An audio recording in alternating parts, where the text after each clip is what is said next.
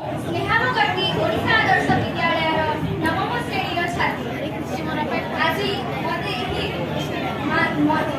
ଆଜି ମୋତେ ଅବତାରୀ ପୁରୁଷ ଶ୍ରୀକୃଷ୍ଣଙ୍କର ଜନ୍ମୋତ୍ସବରେ କିଛି କହିବାକୁ ସୁଯୋଗ ମିଳିଥିବାରୁ ମୁଁ ଆପଣମାନଙ୍କୁ କୃତଜ୍ଞତା ଜ୍ଞାପନ କରି ମୁଁ ନିଜକୁ ଧନ୍ୟ ମନେ କରୁଛି।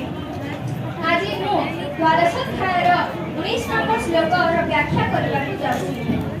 ଆମେ ଜାଣିଛୁ ଯେ ଏମିତିରେ ଭଗବାନଙ୍କର ଯେତେ ବି କଥା କହିଲେ କିମ୍ବା ଶୁଣିଲେ ମଧ୍ୟ ଆମେ ସନ୍ତୁଷ୍ଟ ହୋଇପାରୁନାହୁଁ, କିନ୍ତୁ ମୁଁ କିଛି ଚେଷ୍ଟା କରିବାକୁ ଯାଉଛି।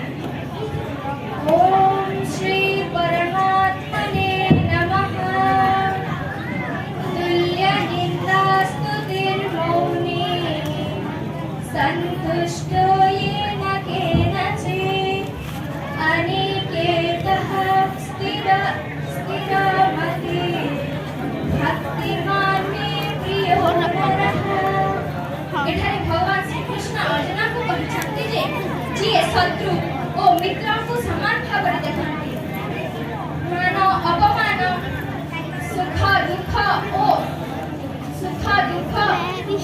शीत गरम शीत तथा जस अपजस समस्त प्रत्येक ठारे समान भावी रही थांती, जे सर्वदा स्थिर रही थांती, जे निंदा और स्तुति को समान भाव विचार करि थांती, निजर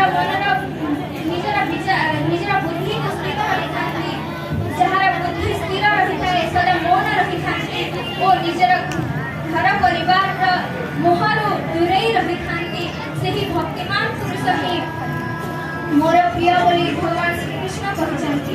ओ एठारे समग्र मानव जाति को ही सूचना देछंती जे आमे सर्वदा आम पाखरे जेकोसी भी परिस्थिति आसुना काहे आमे सर्वदा ताकू सम्मुख करबा पई स्थिर भाव रे रहिबा।